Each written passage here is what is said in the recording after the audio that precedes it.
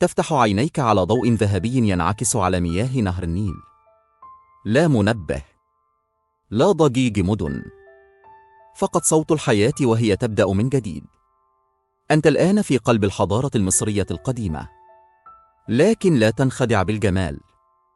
هنا الحياة هدية وليست حقا.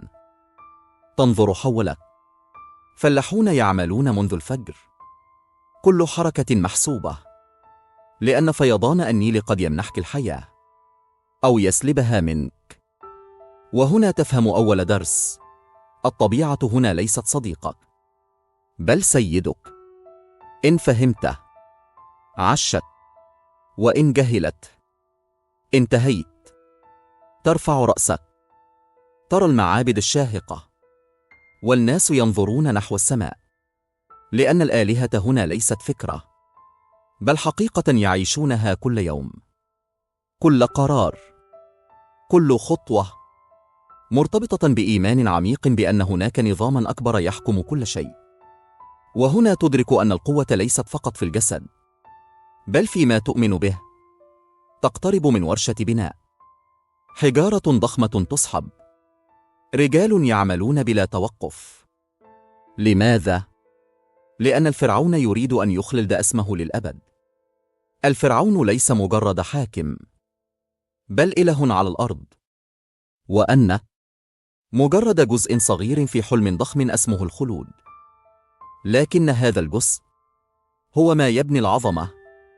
تمر الأيام، تتعلم الزراعة، الحساب، النظام، لأن هذه الحضارة لم تبنى بالقوة فقط، بل بالعقل.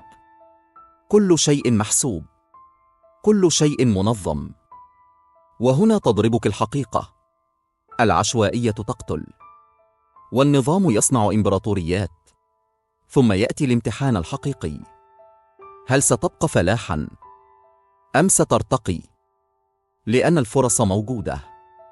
من يتعلم يصعد، من يفهم ينجو، ومن يثبت نفسه قد يكتب اسمه في التاريخ. وهنا تدرك أن المكان الذي ولدت فيه لا يحدد نهايتك، بل ما تفعله فيه. ومع مرور الوقت لم تعد مجرد شخص ولد هنا، بل أصبحت جزءاً من حضارة تعلم العالم معنى البقاء، معنى البناء، معنى الخلود. وفي النهاية، نعم، نجحت. نعم، عاشت داخل واحدة من أعظم حضارات التاريخ. نعم، تركت أثراً، لأنك فهمت القاعدة التي بنت مصر: من يعمل بعقل ويصبر ويؤمن يخلد حتى بعد آلاف السنين.